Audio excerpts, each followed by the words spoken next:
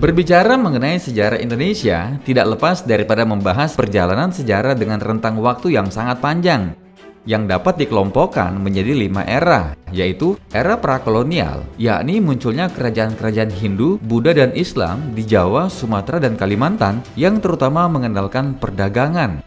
Era kolonial, masuknya orang-orang Eropa, terutama bangsa Belanda, Portugis, dan Spanyol, yang menginginkan rempah-rempah dan mengakibatkan penjajahan sejak awal ke-17 hingga pertengahan abad ke-20.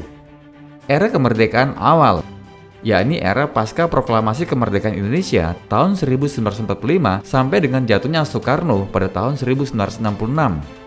Kemudian era Orde Baru, yakni selama 32 tahun masa pemerintahan Soeharto pada tahun 1966 sampai dengan tahun 1998. Dan yang terakhir adalah era reformasi, yakni yang berlangsung sampai dengan saat ini. Pada video kali ini kita akan membahas mengenai masuknya bangsa Eropa, terutama Belanda, Portugis, dan Spanyol yang menginginkan rempah-rempah pada sekitar awal abad ke-17. Kali ini kita akan membahas mengenai hal-hal yang menjadi latar belakang masuknya bangsa Eropa ke Indonesia. Namun sebelum lanjut, silakan ditekan tombol subscribe dan lonceng di sampingnya, serta jangan lupa share ke rekan-rekan kalian agar lebih banyak lagi yang mengetahui tentang fakta menarik yang layak untuk diketahui.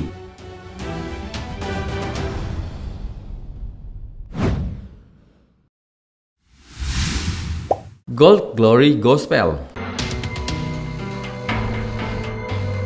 Gold Glory Gospel adalah semboyan yang mendasari aktivitas eksplorasi, eksploitasi, dan pada akhirnya kolonialisme serta imperialisme yang dilakukan oleh bangsa Eropa pada tahun 1400-an hingga tahun 1750-an. Hampir semua aktivitas kolonialisme pada waktu itu mengacu pada ketiga semboyan ini. Adapun yang dimaksud dengan ketiga semboyan ini adalah gold, yakni upaya bangsa-bangsa Eropa untuk mencari kekayaan. Kekayaan yang dimaksud di sini terutama adalah rempah-rempah. Pada waktu itu, rempah-rempah dihargai sangatlah mahal. Harga rempah-rempah bisa semahal dengan harga emas. Pada waktu itu, rempah-rempah banyak dimanfaatkan untuk industri obat-obatan. Gospel, yakni penyebaran agama Nasrani. Selain melakukan upaya memperluas wilayah kekuasaan serta mencari kekayaan, misi lainnya yang juga menjadi misi khusus adalah menyebarkan agama Nasrani kepada penduduk di daerah kekuasaan.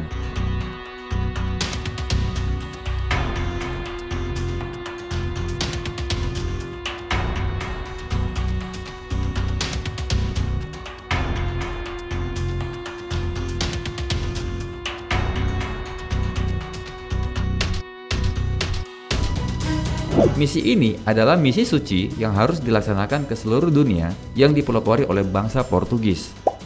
Glory, yakni upaya mencari kejayaan. Ada anggapan yang berkembang di Eropa saat itu, yakni apabila suatu negara memiliki banyak tanah jajahan, maka negara tersebut termasuk negara yang jaya atau glory. Oleh sebab itu, negara-negara Eropa pada waktu itu berlomba-lomba untuk mencari tanah jajahan sebanyak-banyaknya.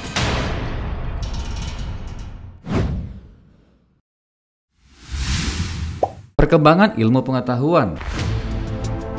Adanya perkembangan ilmu pengetahuan pada saat itu menjadi salah satu penyebab menyebarnya bangsa-bangsa Eropa ke seluruh penjuru dunia. Penemuan yang dipicu oleh pesatnya ilmu pengetahuan pada akhir abad pertengahan menimbulkan perubahan yang besar dan cepat pada kehidupan budaya dan kehidupan sosial. Beberapa penemuan yang akhirnya membuka wawasan bangsa-bangsa Eropa pada saat itu yang kemudian memicu berlangsungnya imperialisme dan kolonialisme bangsa Eropa adalah sebagai berikut. Penemuan Nicolaus Copernicus.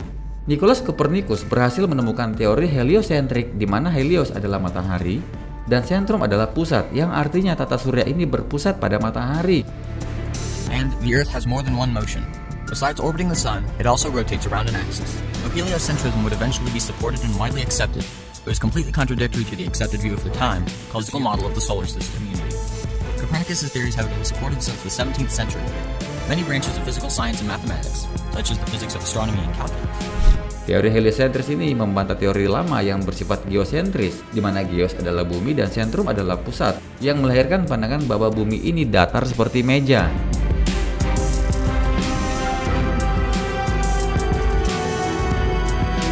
Penemuan Galileo Galilei.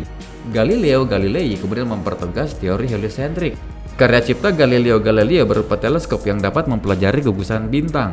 Akan tetapi, gagasan Galileo dianggap bertentangan dengan ajaran gereja dan dinyatakan sebagai ajaran sesat.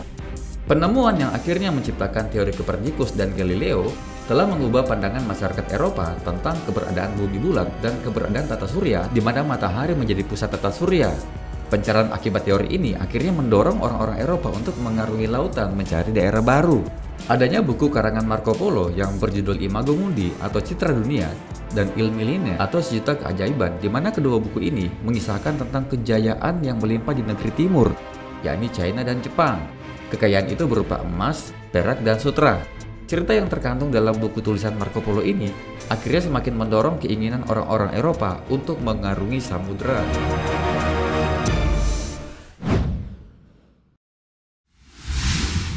Penghentian perdagangan Asia dan Eropa akibat Konstantinopel.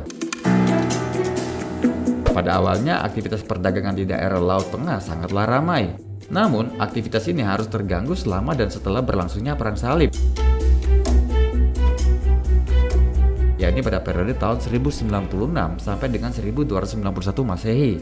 Sementara itu, kejadian lainnya adalah jatuhnya kota Konstantinopel atau Bizantium pada tahun 1453 ke tangan Turki Utsmani yang mengakibatkan terputusnya aktivitas perdagangan antara bangsa Eropa dan Asia. Penguasa Turki pada saat itu, yakni Sultan Mahmud II, menjalankan politik yang mempersulit pedagang Eropa beroperasi di daerah kekuasaannya. Akibatnya, bangsa Barat menghadapi kendala krisis perdagangan rempah-rempah karena mengalami kesulitan akibat terhambatnya perdagangan di wilayah tersebut. Maka bangsa Barat akhirnya berusaha keras mencari sumber-sumber pasokan. Hal inilah yang pada akhirnya memicu serta mendorong bangsa Eropa melakukan perjalanan menjelajahi jalur pelayaran ke wilayah yang banyak memiliki bahan rempah-rempah.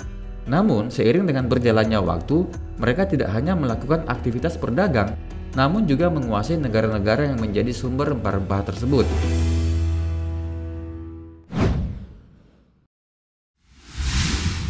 Politik merkantilisme. Merkantilisme adalah suatu teori ekonomi yang menyatakan bahwa kesejahteraan suatu negara hanya ditentukan oleh banyaknya aset atau modal yang disimpan oleh negara yang bersangkutan, dan bahwa besarnya volume perdagangan global teramat sangat penting. Mengacu pada teori ini, maka pemerintah suatu negara harus mencapai tujuan ini dengan melakukan perlindungan terhadap perekonomiannya. Dengan memberikan banyak insentif dan mengurangi impor, biasanya diberikan dengan pemberlakuan tarif yang besar. Kegiatan ekonomi yang bekerja dengan mekanisme seperti inilah yang dinamakan dengan sistem ekonomi merkantilisme. Bangsa Eropa pada awal abad modern, yakni dari abad ke-16 sampai dengan ke-18, era di mana kesadaran bernegara sudah mulai timbul, kebanyakan menganut paham ekonomi merkantilisme. Terbukti, teori ini dominan sekali diajarkan di seluruh sekolah Eropa.